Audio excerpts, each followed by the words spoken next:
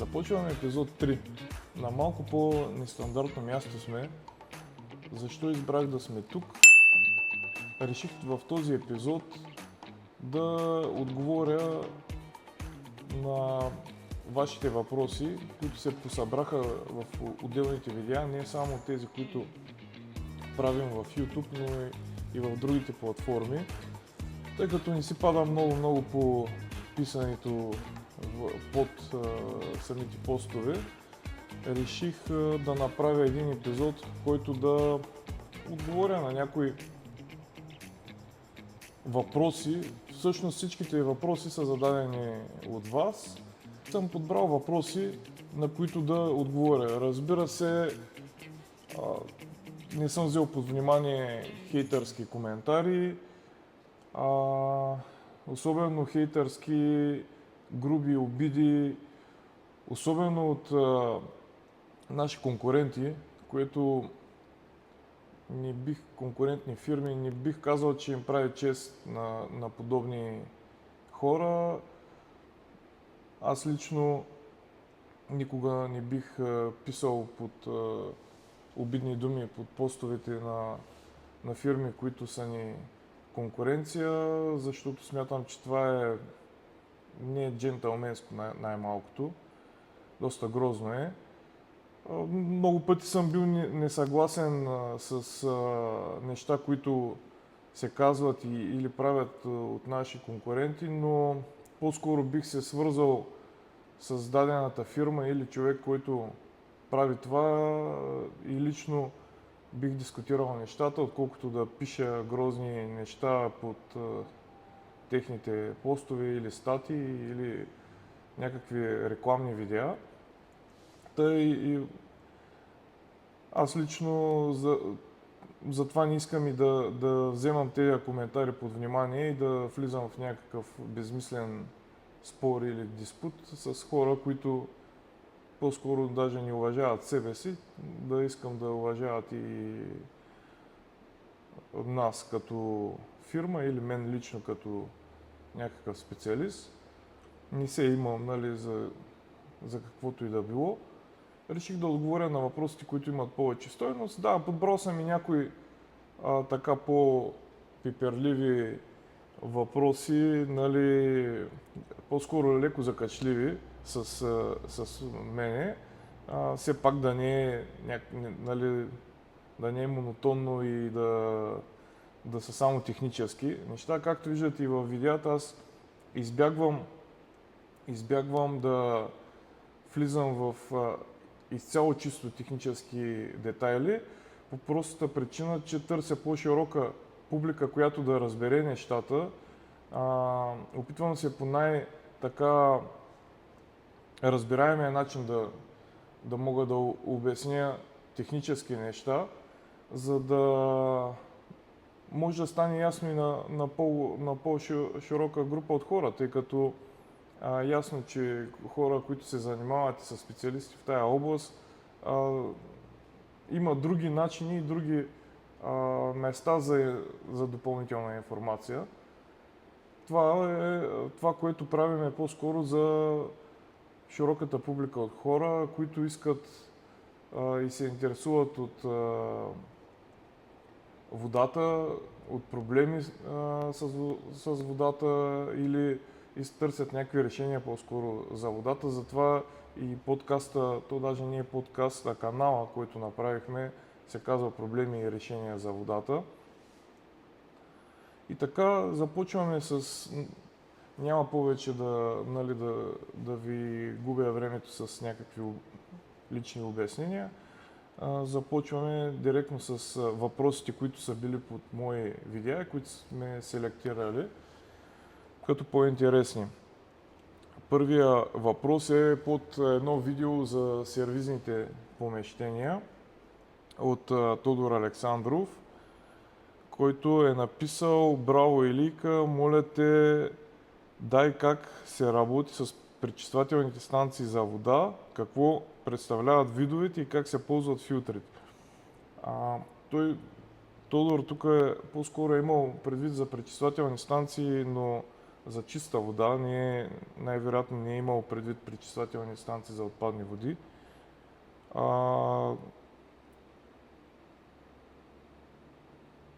Да, и как се работи, реално погледнато, клиента не е нужно да може да работи с каквито и да било методи за пречистване на водата, но те са най-различни. Аз затова първо казвам, че най-важното е да се направи анализ на водата, за да е ясно какво всъщност ще пречистваме и какво правим, нали, с тая вода. Дали тя ще бъде пък и само за битови нужди, ще има ли и за питейни нужди. Общо взето, първо трябва да знаем какво искаме да правим с водата, да я направим анализ на тази вода и тогава вече да мислим за пречистване и някакъв вид филтриране. Сега най-елементарните филтри, които се слагат за механични частици, не мисля, че това е някакъв нещо, което би било кой знае колко интересно. Въпреки че на едно от видеята имаше доста гледания, когато показах с 2 механични филтъра, с 3, нали, комбинации и така нататък.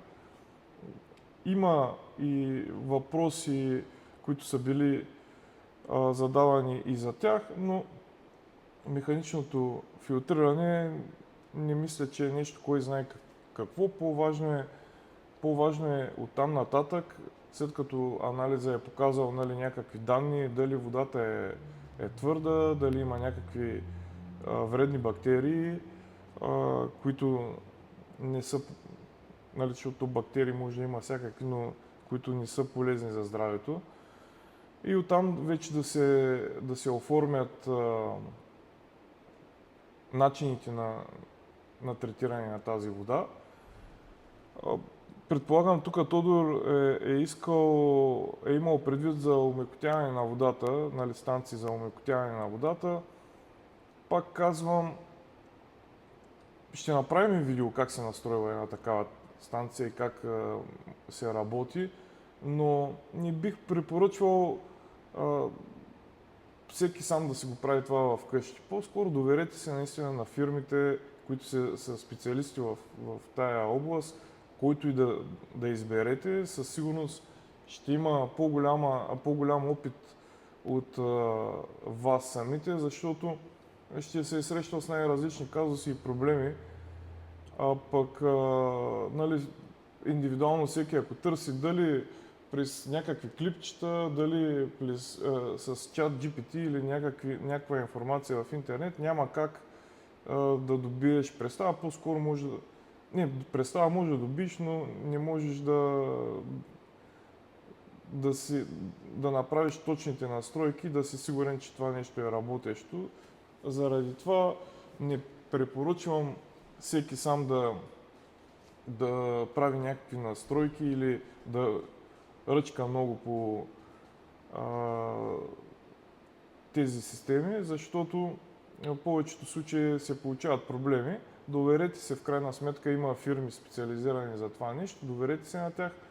Те биха били доста по-полезни и биха ви спестили и време, и пари. Ако си го цените времето, наистина по-добре е фирма специализирана. Но ще направим видео все пак информативно да видите как се прави една настройка на омекотителна станция. Още един въпрос от сервизните помещения, от видеото за сервизни помещения. Самия човек малко трудно да му прочита името. На латиница е написано някаква, не е българско име. Ритмънд Волгенверч. Съжалявам, ако го бъркам.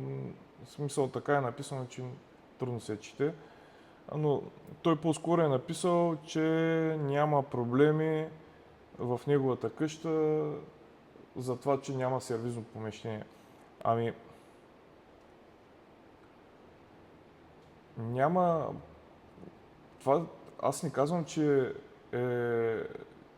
не може нали, самата къща не може да бъде без сервизно помещение.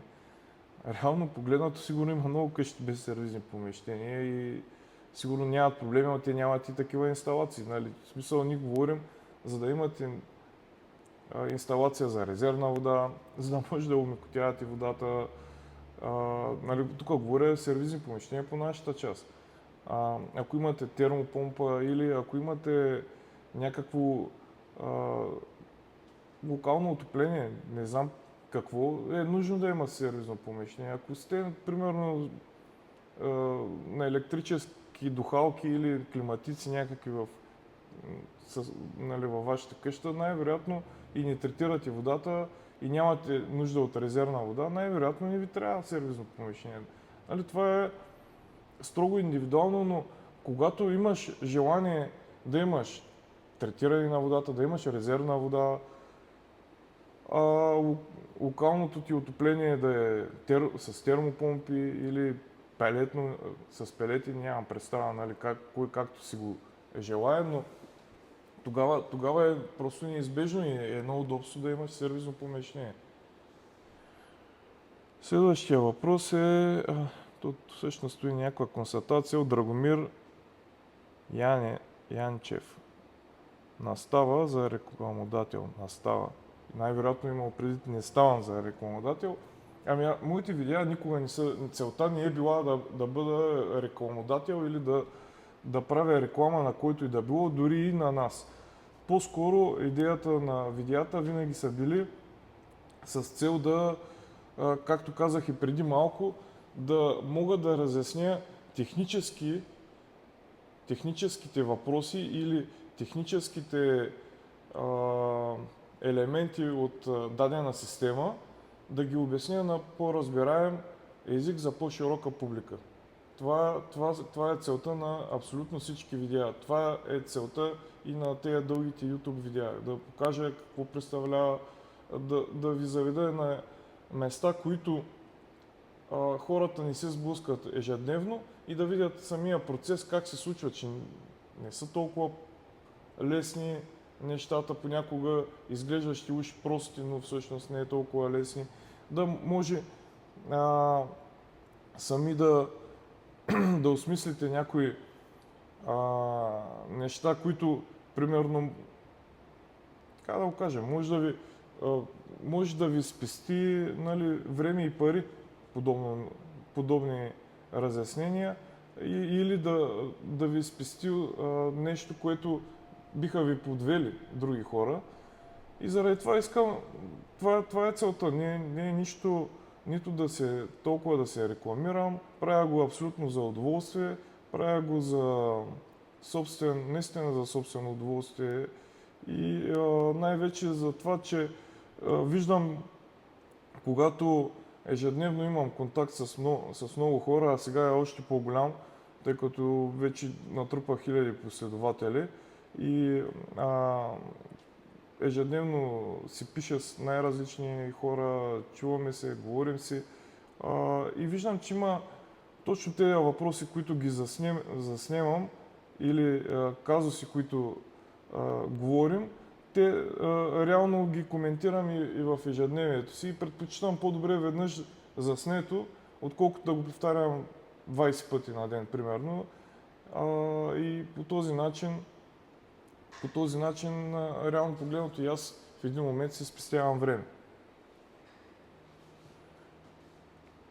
Това е, между другото, относно дали ставам за рекламодател или не ставам, вече имам предложения от големи фирми за реклама, но съм отказал, така че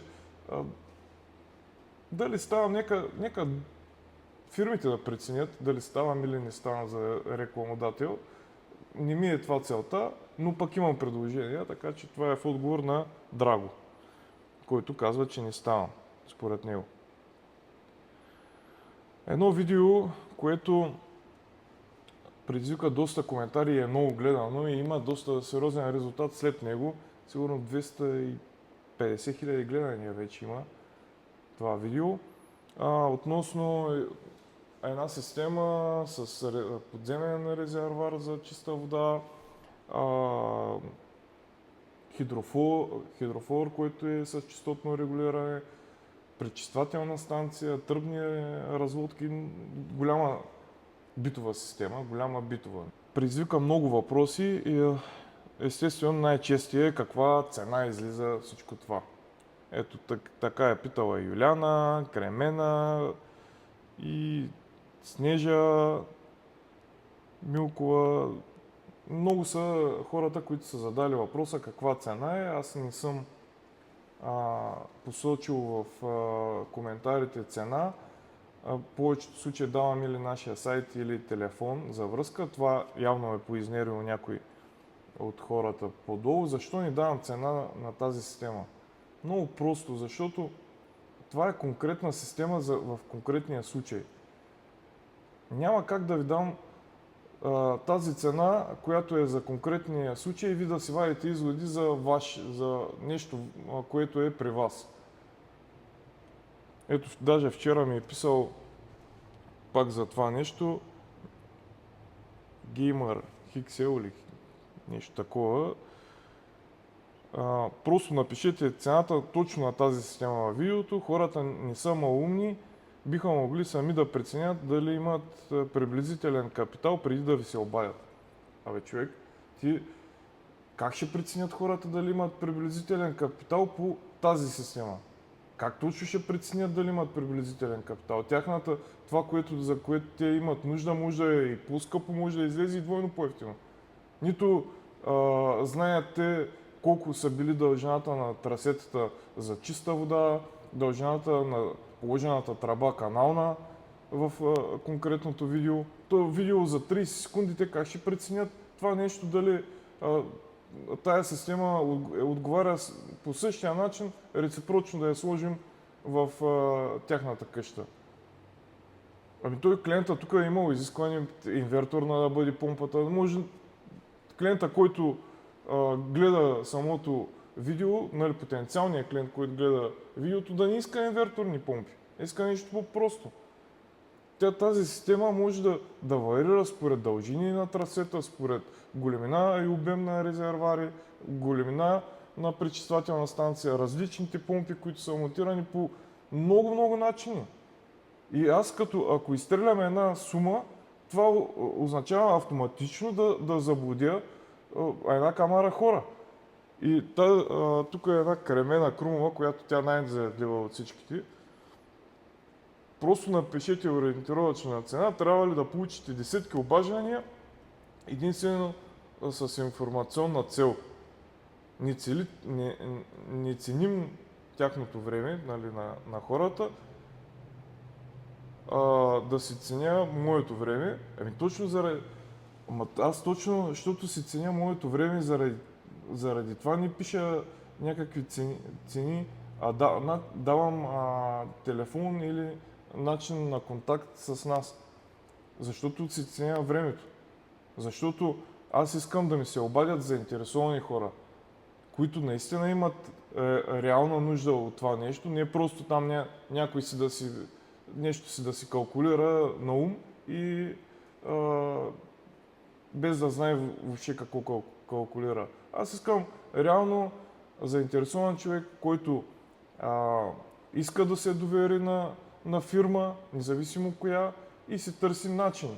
Който е заинтересован за подобен тип инсталация, ще се обади, ще обясни какво е при него, ние ще му кажем какво е подходящо за него, може ще се направи оглед, или ако е отдалечно място от наша работна точка, нали, по-далеч, може с видео да направим огледа и така нататък. И накрая да се изготви конкретна оферта за него, която да отговаря конкретно на неговите нужди. Няма как аз да напиша, защото на вас ви е кеф да си гледате някакви суми. Тази инсталация просто аз я качвам като нещо, което е изградено от нас и един вид примерно какво може да стане при вас. Обаче това не може да са копи-пейсни автоматично във вашия двор. Няма как да се копи-пейсни същата инсталация. Аз затова и на един от коментарите рядко не се напиша, Но тогава, нали, пак някой беше написал някакви фермани и му отговорих, вижте, това не е кило домати или кило красавици на пазара, да е ясна цената и да се сравняваме с другия, който продава кило красавици и домати. Ако искате конкретни продукти да сравните, няма никакъв проблем. Сайтът ни навсякъде е обявен, всички цени на продукти са качени в сайта, това е съвсем различно нещо. Гледате си ги, виждате какви са цените на продуктите, ако можете сами да се справите с инженеринга, избора на продукта, който е подходящ за вас и след това да го инсталирате във вашия двор, сервизно помещение или и така нататък, няма никакъв проблем. Влизате, виждате, сравнявате ни с някой конкурент. Ако сме по-изгодни за вас, купувате, ако не сме, нали, купувате където ви е изгодно. Но когато става въпрос за система за инсталация, това е, нали, несериозно е аз да обявявам някакви цени на инсталации в Facebook. За мен лично е несериозно, няма абсолютно никога да го направя, да обявявам цени за инсталации. Колкото и да пишете, каквито и неща да се пишат до аз, цени за инсталации и за системи няма да обявявам, защото това нещо е конкретно за всяка инсталация по-отделно. Всяка инсталация е самостоятелна за нея си. Така, тук Кремена се е опитала, даже е малко струмна да бъде, защото съм написал един въпрос има, от кой град сме, аз съм написал Велико Търново сме. И тя е решила, това е добро начало, поне града, от който сме, съм посмял да напиша, иначе цени не пиша. Да, острумна е Кременка. Силвия Марчева пита, откъде се пълни резервуара, ако има геран в двора, може ли да се ползва водата от него?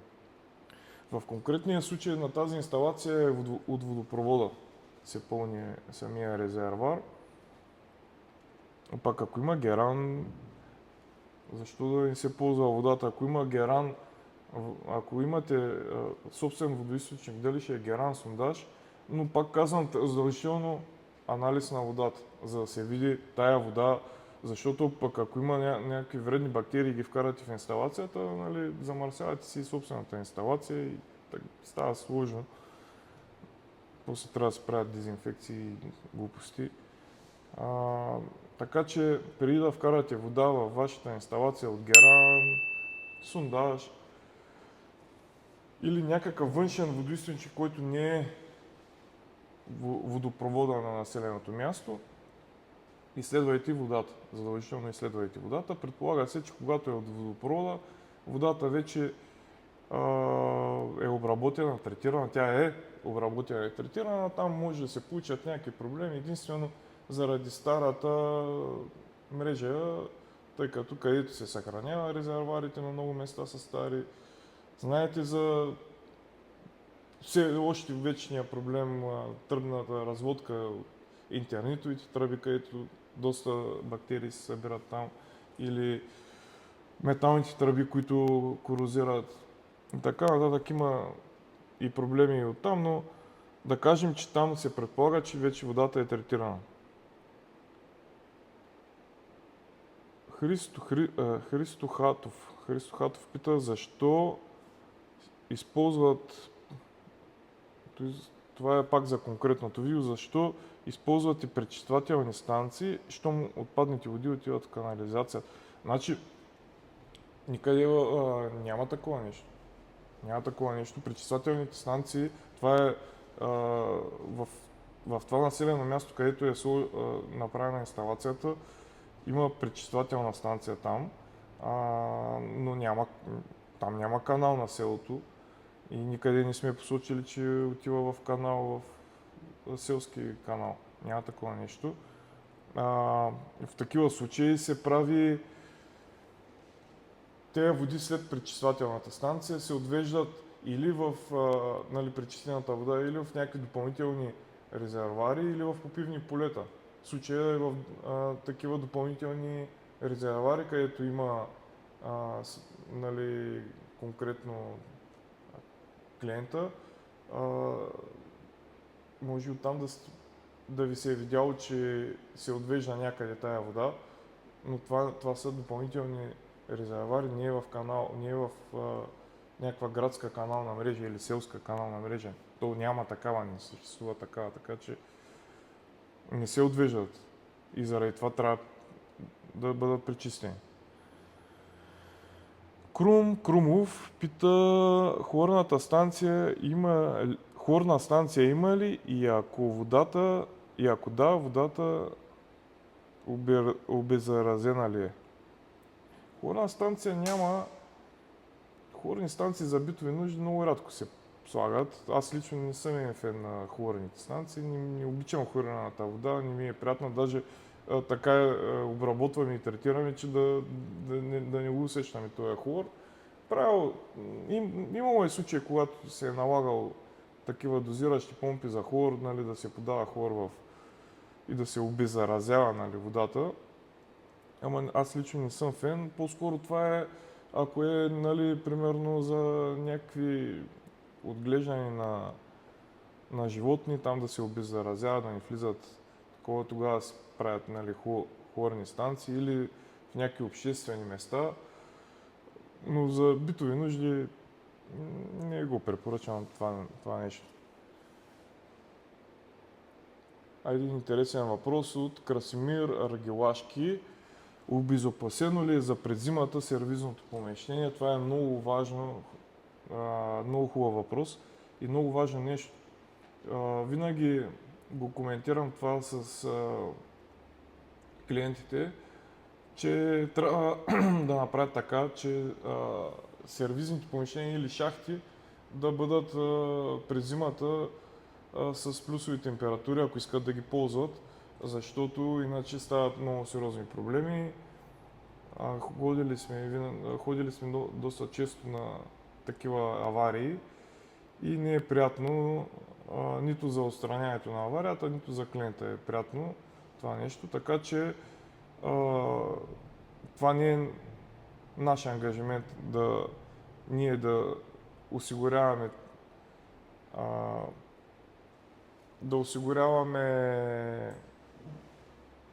обезопасяването за през зимата. Ние даваме съвет на самия собственик да си го обезопаси. Естествено, тръбите са изолирани от наша страна, но помещенията да бъдат с плюсови температури си ангажимент на всеки ползвател на тези помещения. Нали, не е наш ангажимент, но винаги за това нещо акцентирам към клиента. Ще разгледаме още няколко въпроса набързо, защото не искам да са прекалено дълги тези видеа и монотонни. Нещо по-важно, сега ще видим. Тук въпроси за нещо интересно. Под едно видео, което правих за помпите, които са за битово водоснабдяване, и Ивайло Иванов пита: имате ли помпа, която да дърпа от 20 метра дълбочина от сондаж или кладенец, но да не е потопяема? Имаше такива помпи и големите производители. И сега има, но да кажем, че не ги препоръчвам. Големите производители като... няма казвам марки, че съм обещал да няма марки. Но по-големите производители на помпи преди 10-15 години имаха такива инжекторни помпи, които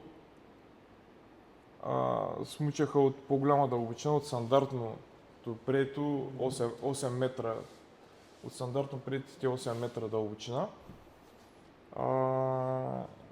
В случая, както пита човека Иво, от 20 метра, Иво, значи не препоръчвам наистина такава помпа и затова се отказаха и големите производители, тъй като не са много надежни. Много често се случва да трябва да се обеззавишават, инжектора нещо не се работил добре, много малко дебит дават също, т.е. ако ползвате доста вода, не са окей тези помпи. Сега срещал съм ги В момента някой друг китайски производител, ама аз така или иначе не си падам по масовката, която е натикана тук в България от китайски производители. Най-малкото е, че никой от тях не предлага нито технически характеристики, нито сервис за тези помпи. Не съм сигурен те въобще инжекторни помпи, които се предлагат, какво работят и какво правят. Наистина не съм убеден в това, не съм ги пробвал. Не мисля, често казвам, да се правя такъв експеримент, тъй като вече по-големите производители направиха потопяеми хидрофори, които са много по-хубави, много по-добре работят. Не виждам никакъв смисъл да се връщаме назад във времето и да интегрираме неща, които отдавна са забравени, отдавна не се ползват. Има по-хубави неща в момента направени, така че не се занимавайте с глупости. Ако искате самозасмукваща помпа до 8 метра максимум, ползвайте такава до 8 метра. Всичко друго по-дълбоко си ползвайте или сондажи, ако е сондаж, или в кланец. Има потопяеми хидрофори. Всеки голям производител вече предлага такъв. Хубави са, с градени защита от работа на сухо, с граден пресостат, работят страхотно, не се занимавате, вързвате си го директно към инсталацията и имате вода и не ги мислите повече, нали, оттам нататък помпите, освен, нали, някакви годишни профилактики, които са си нормални да се правят. Така, нещо друго.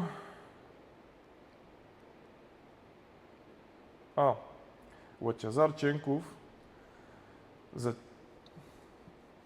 захваща един въпрос. Господа, не е решение ПВЦ резервоар, особено за пиене. Предложете нещо по-здравословно, което не се поддържа с химия. Учо, кое е решението? Значи всичките големи производители на резервоари имат сертификати за питейни нужди. Тези сертификати те сами не са си ги издали, те им ги издават някакви такива регулативни органи на съответната държава, откъдето се произвеждат.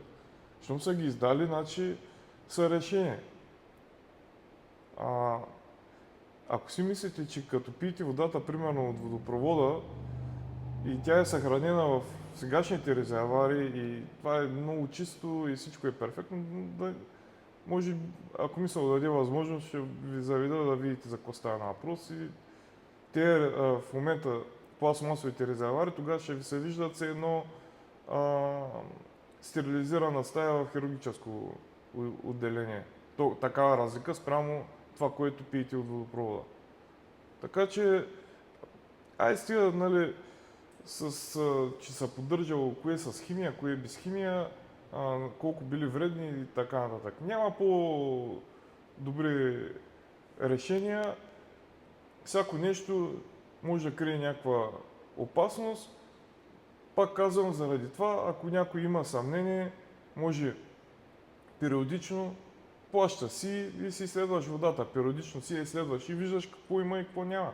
Нали, в крайна сметка това нещо може да, ако си вманиачен в това нещо и си много притеснен, просто регулярно, веднъж месечно, отивай и изследвай си водата, която вече ти е съхранена, нали, дали в този резервоар или в който и да било, пречистена с химия или без химия, нали, както е писал човека, изследваш, виждаш. И това е. Ако това нещо толкова те тормози, няма друго решение. Просто си гледаш и виждаш дали пиеш чиста вода или тя по някакъв начин има някакви вредни неща, които са вътре в нея. Друго не мога да те посъветвам, защото в момента това е на пазара, това се предлага. Не съм някакъв производител, за да мога да измисля някакво ново решение, което или поне не знам. Сега може да има, аз да не знам. Дайте предложения, ако знаете, ще ги проуча, дайте някакви предложения, ще ги проуча да видя колко са адекватни, нали, все пак тези неща. Така, Станислав Стоичков. Станислав Стоичков, тук под видеото, което как тръбите влияят за избора на помпа, е писал: помпата има два параметъра, налягане и съответния дебит. Да, това е така. Предаденото налягане в тръбите определят само дебита. Предаденото налягане, само дебита.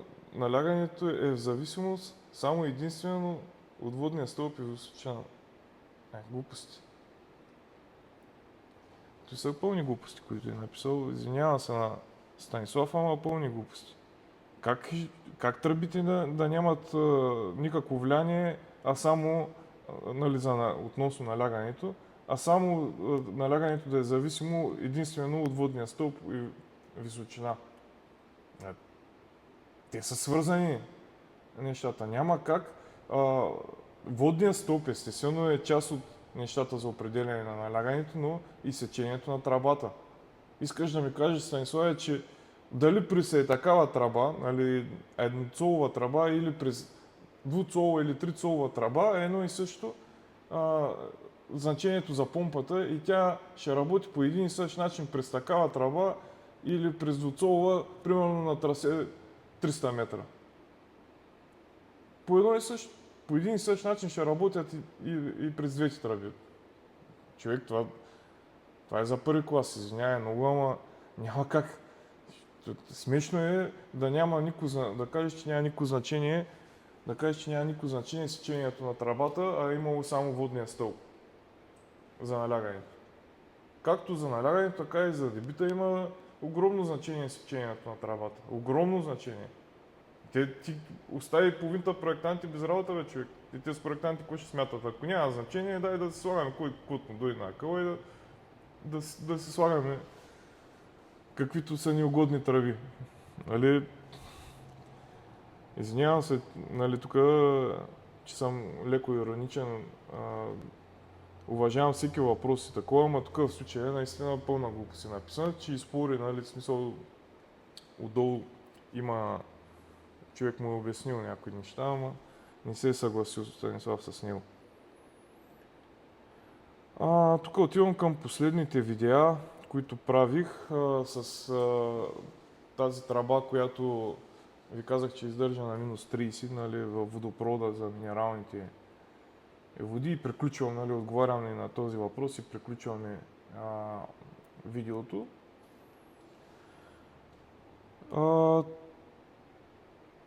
Той е леко закачлив. Не бих казал, че даже е въпрос, ами по-скоро някаква констатация си направил човека, Васил Самокишев. Гледам, че даже не живее в България. Писал тук има, тук няма. Както и обяснявате, май дори нямате разрешително за това, което показвате. Добре. Значи, първо най-вероятно е гледал трасето, тук има, тук няма, че на места не е заровено. Първо, аз казвам, че там е много трудно въобще за изкупни дейности, камо ли после и за полагане на тая тръба, камо ли навсякъде да бъде зарината тая тръба. На най-големия склон въобще няма възможност там да се стигне да бъде зарината. Ако е имало някъде места, които са незаринати в по-долу, и в самото начало на видеото казвам, че не е довършено още, има все още места, където трябва да се заринат. Нали? Това е по първата му констатация, нали, която е абсолютно, според мен, неоснователна. При положение, че обяснявам, нали? Но явно недостатъчно добре му го обяснявам, недостатъчно възвишено, човека е на някакво друго ниво, по-високо и ги разбира по-добре нещата и не иска да... Аз не съм на това ниво, което той има и смята, че дори нямам ниво за разрешително, само да му кажа, че това, че живее там, не видях в Щатите или къде живее, и си мисли, че ние тук доматите с колите ги ядем. Няма как да...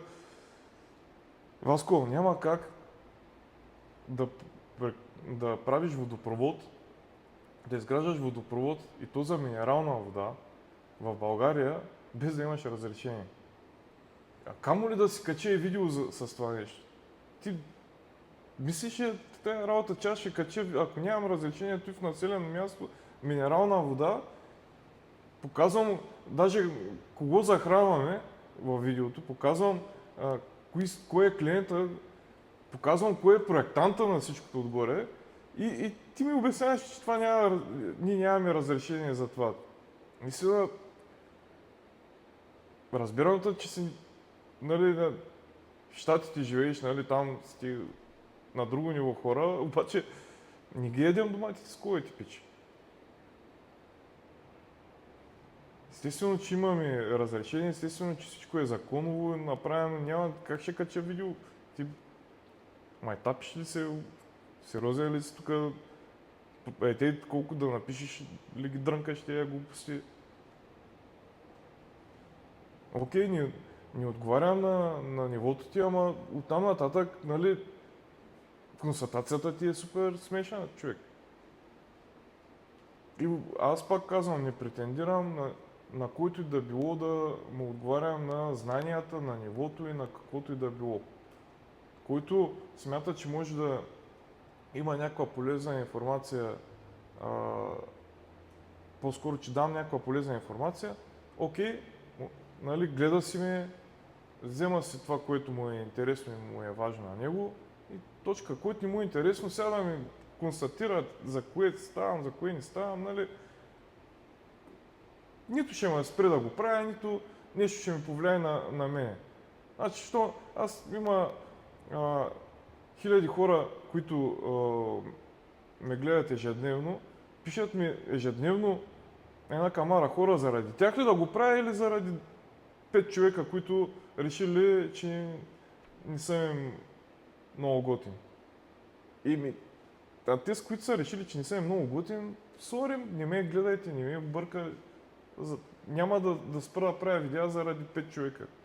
Ще го правя заради хилядите, които са им интересен. Това е. И така, това е за трети епизод, малко по-различен, малко по-нестандартен от всичките неща, които съм правил, нали, т.е. да отговарям на ваши въпроси. И за мен беше малко по-различно като усещане. Продължаваме обаче, следващите видеа ще бъдат пак така на терен, нещо по-раздвижено и по-интересно, но пък ще има регулярно и такива видеа, които ще бъдат ваши въпроси, така че може да задавате, аз ще ги селектирам и естествено в даден момент ще отговарям на вас. Не искам за да не става много скучно, да бъде, нали, през някакъв период от време. Така че не се притесняйте в който и период от време ви да ги задавате, аз ще си ги селектирам и в даден момент ще ви отговарям. Гледайте просто да бъдат наистина конкретни въпроси, не само някакви заяждания или цена за това, цена за онова. Дайте наистина да говорим за нещо, което ви интересува, което е важно, което мога да ви бъда полезен. Благодаря и до скоро!